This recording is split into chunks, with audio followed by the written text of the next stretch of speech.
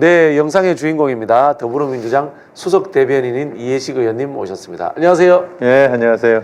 네, 수석 대변인을 오래 하셨죠? 그 전에도 하신 적이 있으시죠? 2018년도에 네. 이해찬 당대표 시절에 또 대표 시절에 한 네. 1년 한 10개월 정도 예. 그냥 원외 대변인 했죠. 그때는 구청장 그만두고 네네네. 한 이제 2년 정도 쉬는 시기인데 그때 네. 이해찬 당대표 만나가지고 2년 동안 2년 가까이 원외 당대표 대변인 했었습니다. 네네. 보통 이제 이 대변인이 있고 또 수석 대변인이 있는데 수석 대변인이 대변인 그다음에 당의 공보 활동 이런 거를 이제 총괄하는 자리다 이렇게 이해하면 되겠죠. 뭐 그렇죠. 근데 이제 대변인이 그 당 대변인이 있고 원내 대변인이 있는데 수석 대변인이 이제 당 대변인, 원내 대변인을 다 이렇게 총괄하긴 하지만 그래도 이 당번제로 운영을 하면서 최대한 대변인들의 자율성 이런 걸 좀 존중하는 그런 체제로 돼 있습니다. 대변인이 많다 보니까 스타 대변인이 없다. 이런 이야기를 하는 사람들도 있습니다. 과거에 뭐 예를 들자면 박지원 의원이 젊은 시절에 대변인 하셨고요. 뭐 생각나는 게 이낙연 전 대표도 그렇죠. 과거에 이제 대변인 때 명대변인 이름을 날리고 이렇게 했었는데 뭐 대변인이 많은 게 좋습니까? 적은 게 좋습니까? 지금은 적을 수가 없죠, 현실적으로. 그렇죠. 그러니까 이제 이게 방송 미디어의 변화에 따라 가지고 이게 그에 따라서 숫자도 많아지고 그렇게 된 거고 또 하나는 예전에는 사실 대변인이 당의 입이다 그런 얘기를 많이 했잖아요. 그러니까 당의 공식적인 어떤 입장이나 이런 것은 대변인을 통해서 나가는 경우가 많았는데 이게 이제 미디어가 발달하다 보니까 다 대변인이 된 거예요. 말하자면 쉽게 말하면 최고위원회에 미디어가 늘 들어와 있으니까 최고위원들 발언 따기 바쁜 이런 상황입니다. 최고위원 회의도 다 생중계를 하고 있잖아요. 이제 인터넷으로 유튜브로 이제 그렇기 때문에 대변인의 역할은 이런 레가시 미디어, 이런 정통 미디어에 대한 어떤 대응이라 그럴까? 이런 역할로 한정이 되는 바람에 제가 볼 때 이 대변인의 역할이 어떤 면에서는 예전보다는 좀 이렇게 줄어든 것이죠. 그런 점은 있는데 다만 또 하나의 과제는 이런 그 레가시 미디어가 아닌 새로운 뉴 미디어, 뉴 미디어에 대한 일종의 그 대변인의 역할이랄까 이런 것들로 좀 확장이 돼야 되는데 지금 뭐 우리 당도 그렇고 국민의힘도 그렇고 그런 쪽으로까지 발전하고 있지는 못한 상황입니다. 그래서 이제 그게 우리한테 부여된 하나의 과제이긴 하죠. 뭐 참 표현이 그렇습니다만은 뉴미디어 대변인 이런 사람도 좀 필요하겠네요. 그쪽으로 전담하는. 이거 당연히 필요하고 그리고 요즘은 이런 정통 매체보다도 훨씬 더 많은 영향력을 끼치는 경우가 있잖아요. 그리고 또 뭐 일상적으로는 굉장히 큰 영향을 미칩니다. 특히 우리 당원 지지자들한테는 이런 그 뉴 미디어가 굉장히 많은 영향을 미치죠. 이런 그 소위 그 조중동 중심의 이런 레가시 미디어를 아예 보지도 않는 사람도 많잖아요. 많습니다. 절반 정도는 보지 않는다고 하더라고요. 그렇죠. 그렇게 보면은 이런 뉴미디어에 대한 당의 대응을 좀 공식화하고 또 그런 면에서 뭐 이런 뉴미디어 대변인 같은 그런 직제 신설도 필요하다 이렇게 보는 거죠. 사실 그 뉴미디어는 해보면요, 이 캐릭터라이징이 굉장히 중요해요. 캐릭터라이징에 성공한 사람이 누군가 하면은 양문석 의원입니다. 맞아요. 그 유튜버 출연을 많이 했잖아요. 양문석 의원이 원외 시절에 많이 했는데 일단 다른 사람들보다 한 2옥타브 정도 높습니다. 목소리가 높고. 그래도 뭐 어떤 강도, 어떤 주장의 강도도 굉장히 세고. 맞습니다. 뭐 그런 점이 있는데 또 그런 점이 또 약간 그 부정적인 그런 측면도 또 물론 있죠. 그래서 이제 그런 게 어떻게 잘 균형을 잡느냐 하는 게 중요할 것 같습니다. 자, 이 언론들과 매일 얼굴 맞닿다 보니까 참 힘든 점도 많은데 특히 요즘은 그 레거시 언론들이 민주당의 독주, 그 다음에 뭐 일극 체제, 이재명 대표 일극 체제다 이런 비판들이 많고 그걸 또 헤드라인으로 뽑는 경우도 많은데요. 이런 경우에 어떻게 대응을 합니까? 뭐 항의를 하기도 합니까? 아니면은 참 표현이 그렇습니다만은 어떤 달래는 어떤 그런 위무 작업들 이런 것도 있습니까? 그 뭐 우리 진보 개혁 진영에 있어서 이런 정통 미디어, 정통 언론은 사실은 기울어진 운동장이죠. 네네네. 우리한테는 매우 불리하게 작용할 수밖에 없는 것은 결국 이 지금 언론이 이 족벌 언론이고 네네. 재벌 언론이고 또 건설사 언론이라고 할 만큼 건설사가 언론사를 경영하는 그런 네네. 경우가 많잖아요. 언론사가 건설에 뛰어드는 경우도 있습니다. 뭐 그런 경우도 있고. 네네. 그러다 보니까 뭐 기자들은 나름대로 기자 정신에 입각해서 취재를 하고 기사를 쓴다고 하더라도 네네. 결국 그 데스크가 편집하는 과정에서 네네네. 이런 어떤 편파적인 네네네. 이런 그 작용을 많이 하게 되잖아요. 네네. 이제 그런 면에서 굉장히 우리 당으로서는 뭐 곤란할 때도 많고 그래서 그런 그 편파적인 기사가 나오면은 요즘은 즉각 항의를 합니다. 즉각 항의한다. 예. 근데 이제 대변인의 역할은 기자들을 맞상대해서 뭐 항의를 하기보다는 네. 조금 더 이제 유화적인 표현하자면 좀 마사지하는. 맞습니다. 이제 네네. 좀 유화적인 그런 예. 측면에서 좀 그 방향을 잘 유도하려고 노력을 하고 네. 다만 이제 우리 당에 있는 그 홍보소통위원회 네네. 이런 데서는 과감하게 언론중재위원회 뭐 회부를 한다든지 네. 이런 방식으로 해서 일종의 채찍과 네. 당근을 병행하는 그럼 저기 대변인 수석 대변인은 당근을 이제 가지고 계시다 하나씩 꺼내주는. 그렇죠. 이제 기자들하고 밥도 먹고 네. 기자들 얘기도 많이 듣고 네. 또 저희 얘기도 전달하고 이제 이런 역할을 하고 홍보소통위원회에서는 그런 편파적인 기자가 있으면 가차없이 네. 언론중재위원회 뭐 간다든지 네. 뭐 그런 방식으로 이렇게 네. 양면 전략을 구사하고 있다 이렇게 보시면 되겠습니다. 네. 살짝 우리 저기 수석 대변인께서 얼굴에 홍조도 있으시면서 당근 느낌이 납니다. 네. 당근 이해식 수석 대변인이십니다. 네. 네.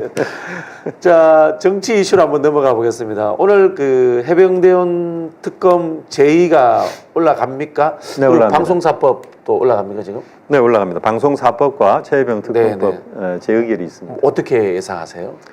아마 뭐 부결이 됩니다. 부결이 된다. 네. 지금 국민의힘이 전당대회 치른 지 얼마 안 됐고 오늘 한동훈 대표 메시지를 보니까 뭐 똘똘 뭉쳐가지고 부결시키겠다 이렇게 입장도 낸 걸 보면 지금 상황에서 이탈표가 생겨가지고 가결될 것 같지는 않습니다. 그리고 뭐 예를 들자면은 안철수 의원이라든가 김재섭 의원은 사실 참 애매한 것 같은데 이탈표가 하다못해 두세 표라도 나오는 것은 정치적 의미는 있지 않습니까? 물론 그런 의미는 있죠. 근데 새 체제가 등장했기 때문에 안철수 의원 입장에서 오늘 어떻게 표를 던질지 이제 그것은 좀 두고 봐야 될 것 같아요. 네. 제가 개인적으로 TK 쪽에 국민의힘 의원들하고 좀 친분 관계가 있어요. 근데 이분들 사석에서 만나면은 저희보다 더 힘들어하거든요. 윤석열 대통령 체제에 대해서. 그렇죠. 근데 이분들이 움직이지 못하는 것은 결국은 이제 당이라는 조직적 결속력의 상황인지, 맞습니다. 아니면 어떤 뭐 압박이 있는지. 개인적으로 좀 친분 관계 있는 국민의힘 의원들도 있으시죠? 네.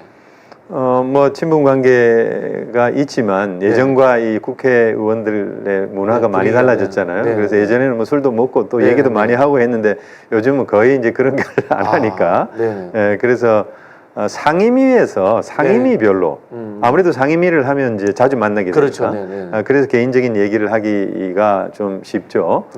그런 걸 통해서 여당의 의견들을 많이 듣는데 제가 볼 때 지금은 이렇게 이탈표가 나오기는 좀 어려운 상황인데 다만 이제 뭐 전당대회 결과를 보셔서 아시겠습니다만은 사실 엄청난 갈등 요인을 안고 한동훈 체제가 출발한 것이기 때문에 본질적으로는 이런 어떤 균열적 갈등적 요소를 우리가 면밀히 잘 봐야 된다 이렇게 보고 있고 또 그런 갈등적인 요소 때문에 적어도 지금 뭐 최혜병 특검법을 이번에 재의결해서 부결된다 그래가지고 우리가 여기서 멈추는 게 아니잖아요. 그렇죠. 다시 재발의를 하고 다시 또 재추진을 해야 된단 말이에요. 이제 그런 어떤 정치적 변동의 과정에서 국민의힘의 이런 어떤 균열 갈등적인 요소가 굉장히 그 어떤 큰 변수가 될 거다 이렇게 보고 있는 거죠.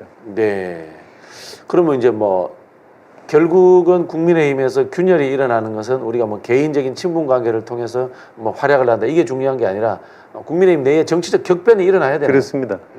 그래서 지금 이제 최고위원 물론 이제 한동훈 대표는 63%의 압도적인 지지를 받았는데 최고위원 구성을 보면은 장동혁 의원이 수석 최고가 되긴 했지만 뭐 청년 최고위원회에서 진종호 정도 이렇게 네. 같이 하는 그런 모양새고 김재원 의원이라든가 인요한 김민전 이런 사람들은 이제 친윤 쪽이란 친윤이죠. 말이에요. 네네.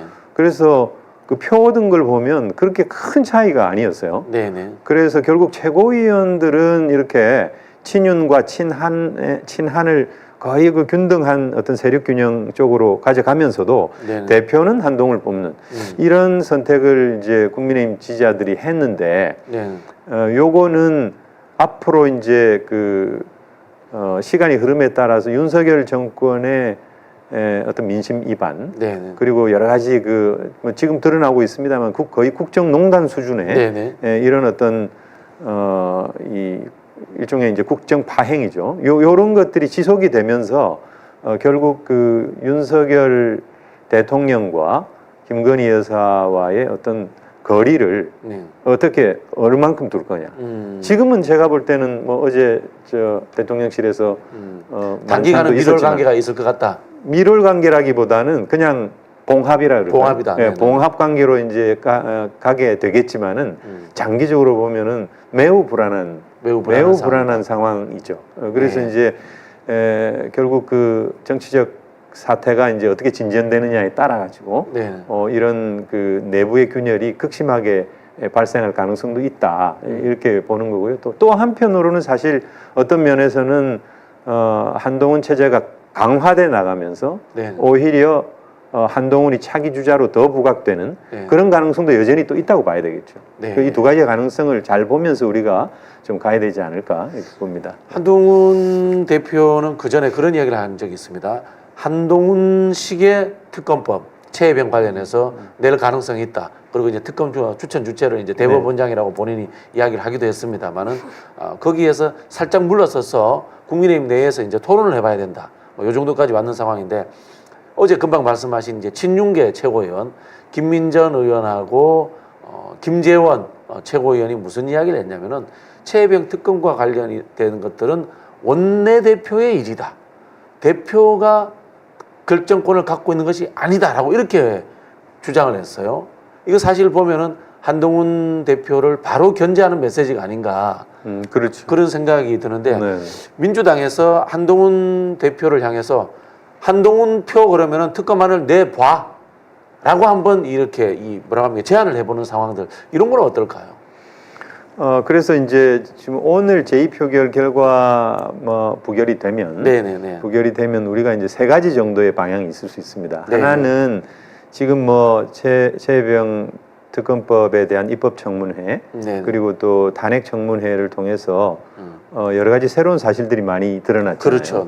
또 그리고 거의 이종호를 중심으로 한 김 여사와의 관계 속에서 이런 국정농단 의혹 같은 것 더 짙어지고 있고 그래서 그런 내용들을 포함시켜서 최혜병 특검법을 재발의하는 게 첫 번째고 두 번째는 상설특검법을 활용해서 하는 방법 그게 두 번째고 세 번째는 이제 제3의 안 그러니까 한동훈 대표가 제안했던 안도 있고 또 천하람 개혁신당 의원도 변협에서 추천하자 변협에서 추천하는 그런 안을 제안을 했는데 이제 그거를 우리가 이 세 번째는 우리 당에서 이제 본격적으로 다루기는 조금 어렵지 않을까 그런 생각이 듭니다만은 그러나 어떻든 지금 국민의힘에서도 말씀하신 대로 그런 최고위원 간에 그런 여러 가지 잡음이나 갈등 같은 것도 또 표면화되고 그렇게 더 이렇게 강도가 세질 거라고 보고 또 한동훈 대표도 그런 얘기를 했잖아요. 내가 특검법 발의하는 건 아니지 않느냐. 물론 이제 한동훈 대표는 국회의원이 아니기 때문에 자기가 이제 입법기관이 아니니까 자기가 발의하는 건 아니다. 이렇게 이제 한 발 물러섰죠. 한 발 물러서는 입장으로 확인될 수 있는데 어떤 면에서는 이제 좀 이렇게 내가 아이디어를 냈으니 여야가 그러면 다 토론하고 합의해가지고 제3의 안을 내봐라. 요런 정도의 얘기로 들리는 거거든요. 그렇죠. 그러니까 그 발을 빼는 거죠, 사실상 발을 빼는 거죠. 근데 한편으로 보면 우리가 그 발목을 잡고 토론회장에 끌어내고 그것을 가지고 국민의 이목을 집중시키는 것. 그렇죠. 요거는 전략적으로 한번 그것도 고려해볼 만하지 않나요? 예, 그래서 그 이 세 가지 안을 놓고 요 세 번째 안에 대해서 뭐 의외로 예를 들면 뭐 국민의힘이나 이런 뭐 개혁신당도 안을 냈으니까 그런 토론이나 이런 게 활발하게 벌어진다 그러면은 뭐 그것도 우리 당한테 나쁜 건 아니죠. 뭐 예를 들어서 뭐 천하람안, 한동훈안 또는 민주당안 이런 것들 가지고 토론을 실컷 하고 자 국민 대토론회 하자.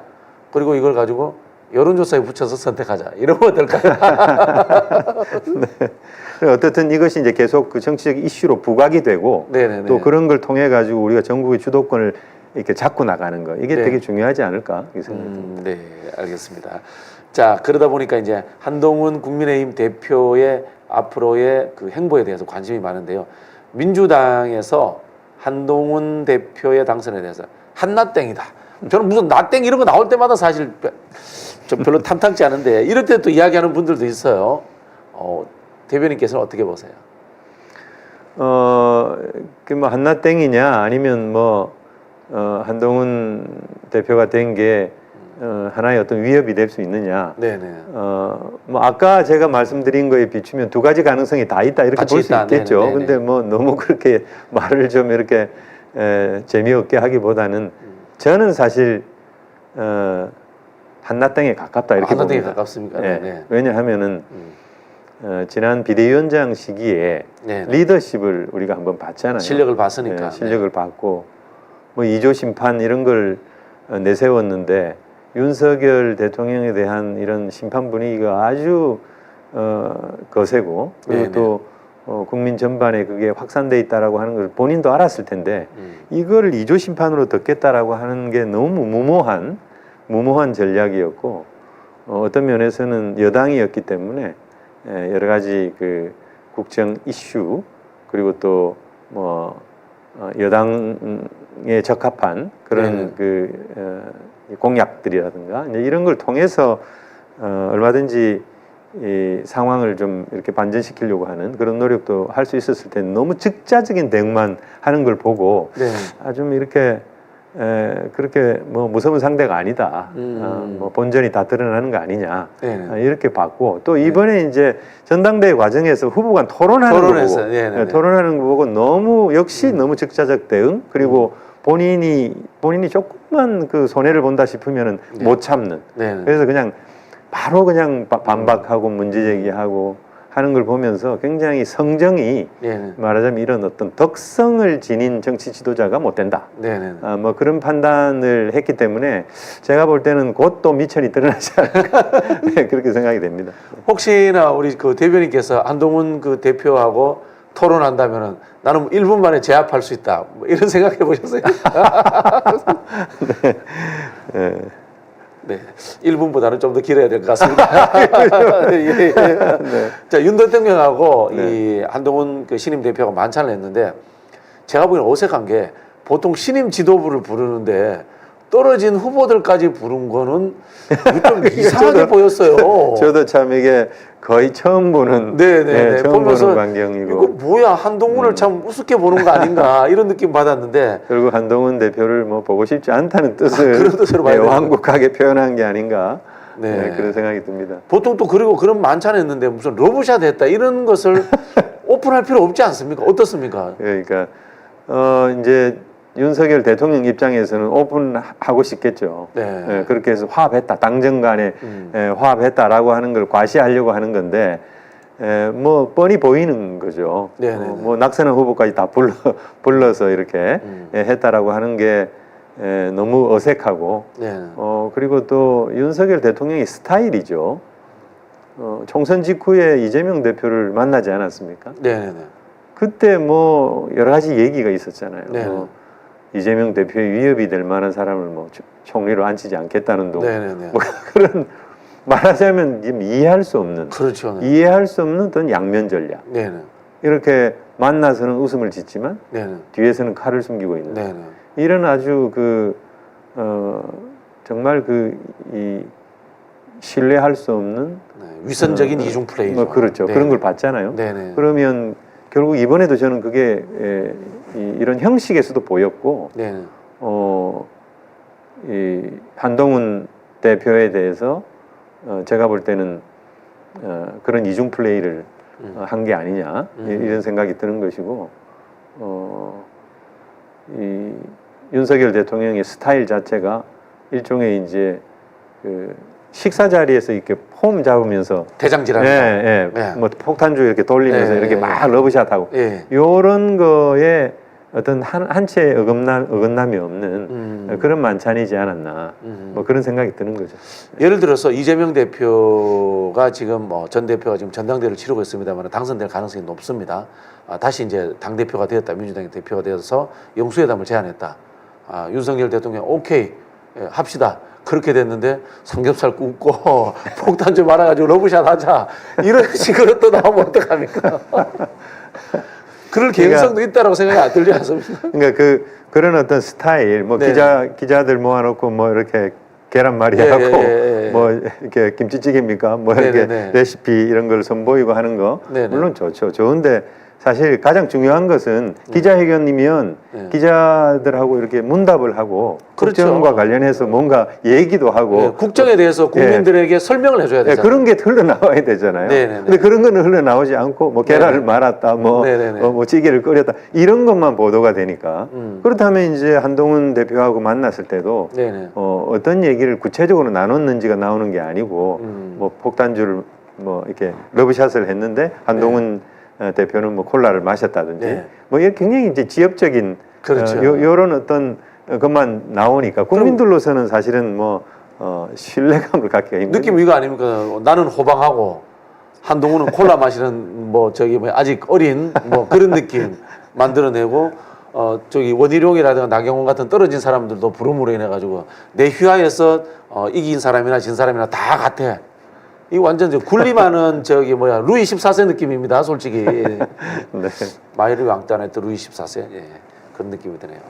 자, 그럼에도 불구하고 한동훈 대표가 위험 요소는 그대로 갖고 간 것 같아요. 특히 이제 법무부 장관 시절에 댓글팀을 운영했다라는 의혹. 이 부분은 민주당에서도 계속 따져야 되겠죠. 그렇습니다. 그래서 지금 TF를 구성을 하기로 했고요.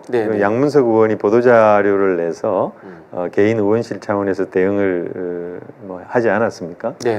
그런데 이 건 자체는 거의 민주주의를 파괴하는 너무나도 엄청난 범죄이기 때문에 만일에 그게 사실이라면 그래서 우리 당으로서는 그냥 두고 볼 수는 없는 것이고 그래서 TF팀을 구성을 해서 그 규모와 어떤 사실 여부 이런 것을 정말 정밀하게 조사를 할 계획이고 지금 그 TF팀의 구성에 지금 들어갔습니다. 그렇습니까? 그래서 곧 뭐 발표가 있을 것으로 알고 있고 또 뭐 잘 아시다시피 이것은 장해찬 그 전 최고위원이 자기가 뭐 확증을 가지고 얘기했죠. 자기가 본인이 거기에 참여했다는 거 아니겠어요? 그죠?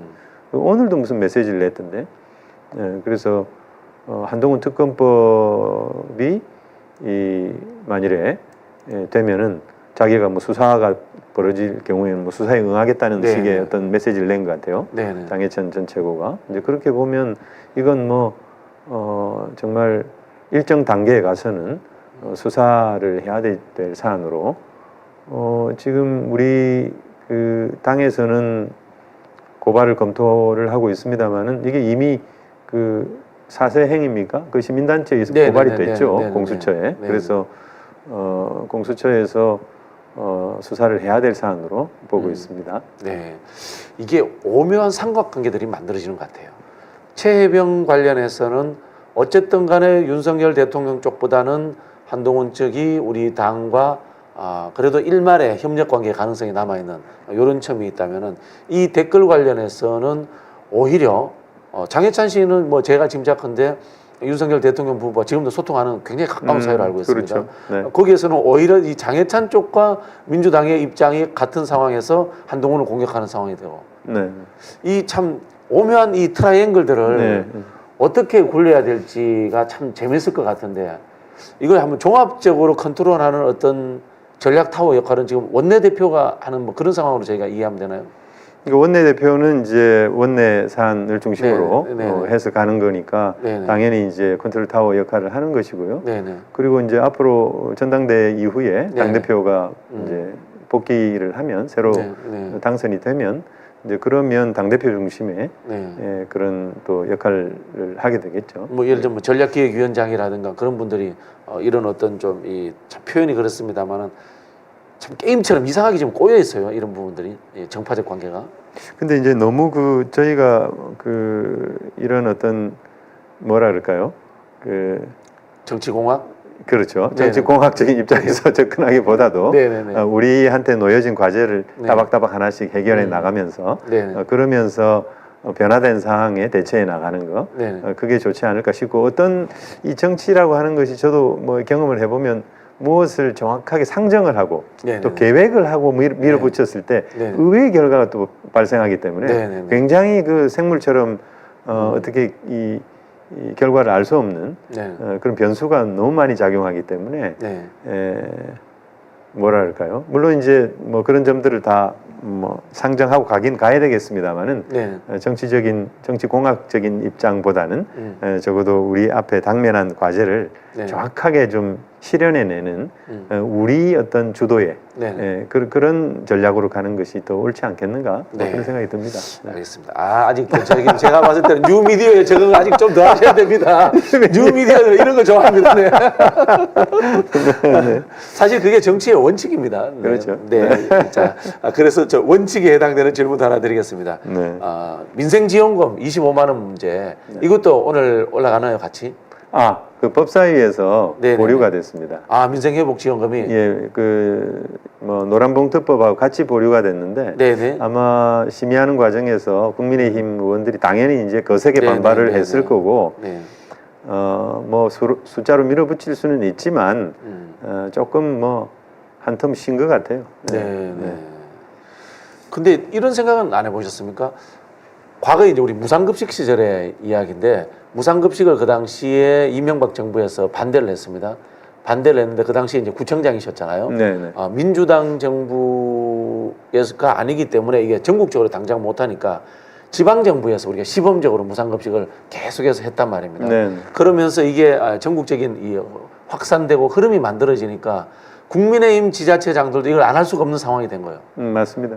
비슷하게 저는 이 민생회복지원금도 민주당 단체장이 있는 곳에서부터 시범적으로 조례를 통해서 한번 해보는 거 어떤가. 근데 이미 그렇게 됐어요. 이미 우리가 이제 20년도, 21년도 코로나 시기에 재난지원금. 제일 처음에 재난지원금, 그다음에 21년도에 코로나 상생지원금 두 차례에 걸쳐서 지원하지 않았습니까? 그때도 이제 지방정부가 매칭을 했습니다. 지방정부 예산을 매칭을 했는데 그와 별도로 또 지자체별로 이런 추가로 했죠. 추가로 뭐 지역화폐를 준다든지 하는 방식으로 또 많이 했습니다. 근데 그것이 국민의힘 쪽 단체장들도 같이 이렇게 많이 했어요. 안 할 수가 없었죠. 맞습니다. 그래서 이제 그런 방식으로 대응을 했는데 이제 지금 와서 이제 코로나가 다 끝난 상황에서 필요 없지 않느냐라고 하는 건데 이게 너무 이제 말하자면 국민의힘에서 프레임을 설정을 하고 일종의 뭐 현금 살포다, 포퓰리즘이다 이렇게 이제 정치적으로 공격을 하게 되기 때문에 지금 뭐 지난 2022년 지방선거 이후에 그 국민의힘 단체장이 월등하게 많잖아요. 그런 상황에서 굉장히 지방 정부에서 이걸 실시하기도 상당히 좀 어려운 상황이 됐고 또 작년에만 56조 그 세수 결손이 있어요. 그 세수 결손이 있어서 결국 또 지방의 이런 교부세나 이런 게 또 줄어들 수밖에 없고 이런 상황에서 지방도 이 재정난 이런 것 때문에 독자적으로 이런 사업을 하기는 좀 어려워졌죠. 그래서 사실은 지금 더 이런 게 필요한 거죠. 국가에서 더 이렇게 민생회복지원금을 통해서 이게 무슨 복지 사업이 아닙니다. 승수 효과가 가장 중요한 경제적 순환 효과가 있는 거죠. 그렇죠. 그래서 소비를 진작시키고 소비가 늘면 또 매출이 증대하고 매출이 증대하면 수익이 많이 나니까 다시 또 소비를 이어지잖아요. 이런 승수 효과를 노리는 경제 정책입니다. 근데 이것에 대해서 계속 현금 살포다 이런 프레임을 걸어서 반대하고 있는 그런 상황인데 좀 안타깝죠, 사실은. 네. 뭐 아무것도 안 하려고 그러니까 지금 그렇죠. 정부는. 네. 지금 제가 어떤 생각해 보니까 수원이라든가 화성 같은 경우는 이제 불교부 단체지 않습니까? 재정 여건이 네네. 괜찮은 편인데 시범적으로 한번 해보면 어떨까 뭐 이런 생각이 드네요. 네. 그러니까 지역 화폐에 대해서는 네. 지방자치단체에서 자체적인 예산을 동원을 해서 네네. 그동안 많이 해왔죠. 그리고 이번에 지금 민생회복지원금법 자체가 네네. 지역 화폐로 주는 거거든요. 그렇죠. 네네. 현금을 주는 게 아닙니다. 네네네. 예, 지역 화폐로 주는 거고 또 4개월 동안 쓰도록 돼 있어요. 4개월 안에 못 쓰면 소멸합니다. 네네. 그게 당연히 소비로 이어질 수밖에 그렇죠. 네네. 그러니까 이런 상황인데도 불구하고 계속 이제 반대만 하는 거예요. 네. 자, 이제 마지막인데 개인적인 이야기를 좀 해보겠습니다. 여러분들 우리 저기 시간이 그렇게나 됐습니까? 이해식 의원님 잘 모르시죠? 저는 이해식 의원님하고 20년 정도 관계되는 사이인데요. 자, 우리 한국 정치에서 이른바 현재까지 모든 단계를 다 거치신 분입니다. 이거 좀 본인의 정치 역작 한번 재밌게 한번 좀 이야기해 주시죠. 네. 자, 네. 기초의원부터 하셨죠? 네네네. 야, 근데 보통 이제 그 우리 의원님 또래의 총학생 회장들이 기초의원 이런 거 안 거치고 바로 국회의원으로 멋지게 들어오잖아요. 네, 그렇죠. 근데 본인도 저기 명문대학 총학생회장 출신이신데 네. 왜 그렇게 기초의원부터 시작하셨어요? 기초의원이면 저 말고도 있어요. 아, 또 있습니까? 네, 네. 김성환 의원도 기초의원 같이 아, 했고. 거긴 총학생회장 못했잖아요. 네. 네. 네. 그 저는 사실 뭐 정치를 해볼 생각을 한 건 아니고, 네네. 그 전민년 의장 하시던 이부영 네네네. 선생. 아, 지금도 이제 제일 큰 어른 역할을 하고 예, 계시죠. 그렇죠. 네네. 자유언론실천재단의 명예이사장 지금 하고 네네. 계신데, 그 이부영 의장께서 이제 강동구에서 네네. 3선을 하셨어요. 네, 국회의원 하셨죠. 예, 네. 그리고 열린우리당의 의장을 하셨습니다. 네네. 그래서 제가 일찍부터 이부영 의장이 네. 그때 이때 의장은 전민년 의장을 전민년 얘기하는 의장인 거예요. 거죠. 네, 전민년 의장이 이제 현실 정치에 뛰어드는데 가서 선거운동만 좀 도와주자. 네네네. 그 친구가 이제 권유를 해서 네네. 마침 제가 이제 이 신방을 결혼을 해가지고 신접 살림을 강동구에 차렸었어요. 아하, 네. 그래서 이제 집도 가깝고 하니까 가서 도와드렸죠. 네네. 그 당선이 됐는데 나하고 같이 하자는 거예요. 예. 그래서 제가 뭐 좋다 그러니 지역에 있으니까 네네. 지역구 관리를 전담하는 네네. 그런 방식으로 이제 같이 하게 된 비서가 된 거죠. 비서가 돼서 그 이제 지방선거가 왔는데 나보고 출마하라는 거예요, 구의원으로. 네네네. 구의원이라고 하는 이 지위가 있으면 더 이렇게 나를 더 효과적으로 도와줄 수 있지 않겠냐 이렇게 말씀을 하시고 해서 제가 뭐 출마를 했죠. 그 몇 년도입니까? 95년도입니다. 아, 이게 일찍 거의 시작하셨네요. 이제 30년 전이죠. 그렇네요. 29년 전이죠. 네네. 아니 보통 이제 총학생회장들이 국회의원 출마한 게 2000년, 네, 2004년 뭐 이때 이제 집중적으로 그때고 뭐 김민석 의원 같은 경우는 이제 좀 일찍 했고, 일찍 네. 했고, 네. 그랬죠.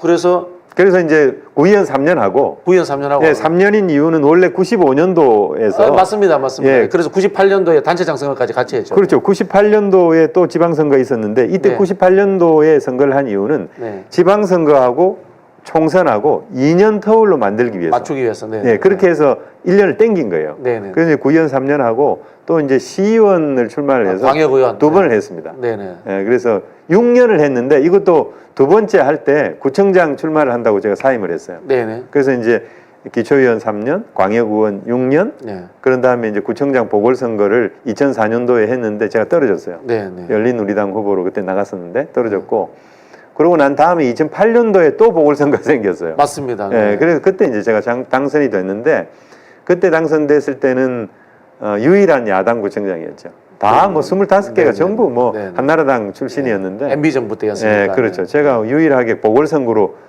들어갔죠. 네. 그러고 난 뒤에 2010년도에 우리가 지방선거에 아주 대승을 많이 거두면서 2010년도, 2014년도 요렇게. 근데 2010년도 때 우리 이재명 대표께서 성남시장에 네네. 당선이 됐고 뭐 그런 거죠. 그러면 그래서 제가 단체장 단체장 2년 앞서서 했습니다. 앞섰어 했네요. 네네. 네. 그때 왜 그 단체장 협의회 회장 이런 거 하실 생각을 안 하셨습니까? 그때 이제 초대 회장이 우리 이재명 대표고, 네. 네, 그 뒤에 저도 단체장 회장을 했습니다. 나중에 하셨죠. 네, 나중에 했죠. 네. 자, 그러다 보니까 기초의원, 광역의원, 기초단체장, 국회의원. 그 다음은 행보가 뭘까? 이렇게 이야기하시는 분들도 있습니다. 네. 그런 네. 생각 좀 안 하십니까 지금? 근데 제가 아까도 말씀드렸는데 이 정치판에 제가 오래 있으면서 네네네. 어떤 거를 내가 이런 걸 하겠다. 네네네. 이렇게 계획을 세우고 하면 되는 법이 없습니다.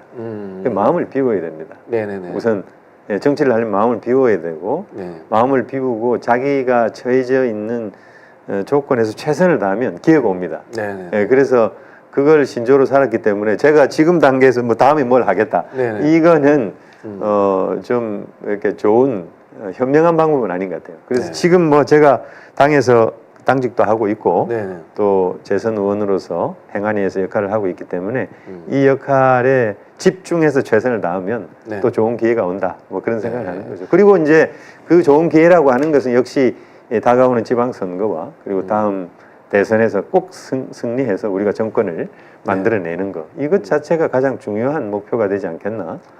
제가 뭐 제 자신이 뭐가 우리 된다기보다. 의원님이 최소한 행정자치부 장관을 한번 하셨으면 좋겠어요. 이 진짜 상징성이 있는 거예요. 진짜 상징성이 있다고 생각하는 그런 것도 네. 이게 뭐 어떻게 하면 이렇게 하니까 잘 안 아니 되더라고요. 저기 본인은 그런 생각 안 하셔도 되는데 저는 이제 공개적으로 앞으로 이제 그런 추천을 할 생각인데 별 말씀 왜냐면요 일단 기초의원부터 해서 이렇게 다 거치신 분이 없어요 대한민국에. 기초의원 출신의 행정자치부 장관. 백재현 의원도 계셨고 지금 뭐 장관은 못 하셨어요. 은퇴를 하셨으니까 그분 어쨌든. 네. 아유 뭐 썰렁하니까 그런 말씀하지 마시고. 자 행안위 이야기하셨으니까 요거는 마지막으로 확인을 해봐야 되겠습니다. 김홍일 먹튀 방지법하고 유일임 독재 방지법을 발의하셨는데 요거 이제 행안위 상임위에서 발의하신 것 같은데 요거 좀 설명해 주시죠. 네.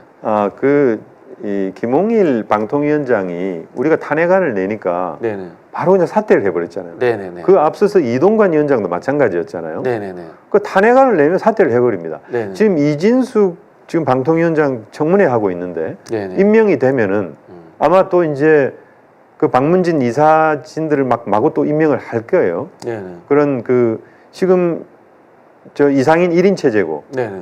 방통위원장 들어가면 2인 체제잖아요. 그렇죠. 계속 2인 체제에서 결정하는 게 불법이란 말이에요. 그렇죠. 그러면 그거를 가지고 우리가 또 탄핵안을 내게 될 거란 말이에요. 그러면 또 사임한단 말이죠. 네네. 그러니까 이렇게 해서 이런 꼼수 사태를 막아야 되겠다.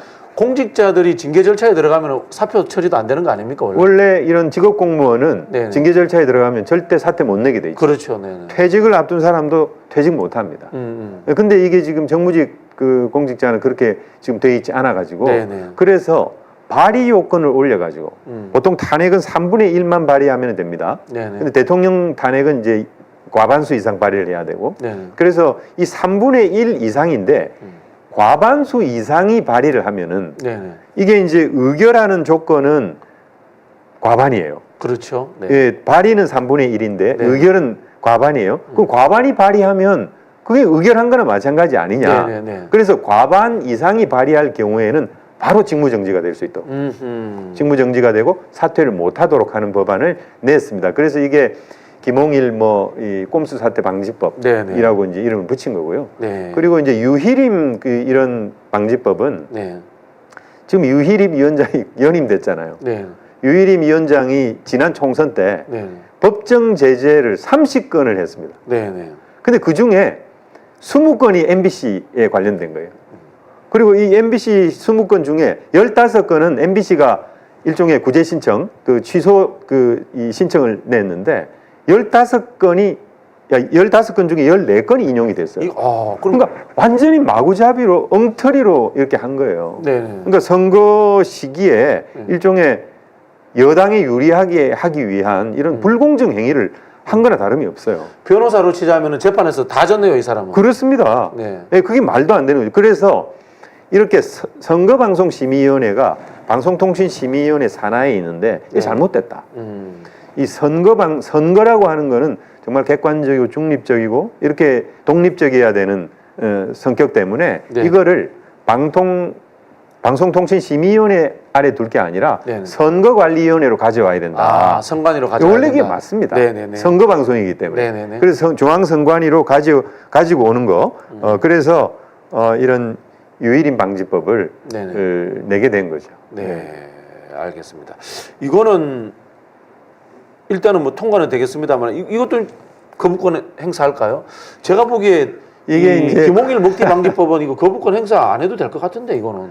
그러니까 이게 참 뭐 우리 민주당이 발의하는 법안 뭐 모든 법안들이 네. 이런 고민을 해야 되니까 참 이게 이 입법권이 형해화되는 네. 한심한 상황인데 이것도 뭐 불리하다고 생각되면 뭐 거부권 날리겠죠. 이건 정치적 유불리가 아니라 어떻게 보면 행정 혁신 아닙니까? 맞습니다. 네. 특히 이 선방위 같은 경우는 네네. 이 선거 방송은 원래 중앙선관위 아래 두는 게 맞습니다. 그렇죠. 그리고 과방위원들도 제가 의견을 여쭤봤는데 다 그렇게 생각을 하더라고요. 네. 그래서 이 부분은 거부권의 명분이 없음에도 불구하고 뭐 정권을 잡아서 정권이 유리하다 생각하면은 그냥 앞도 뒤도 뭐 가리지 않고 거부권을 날리고 있기 때문에 네. 모르죠 뭐.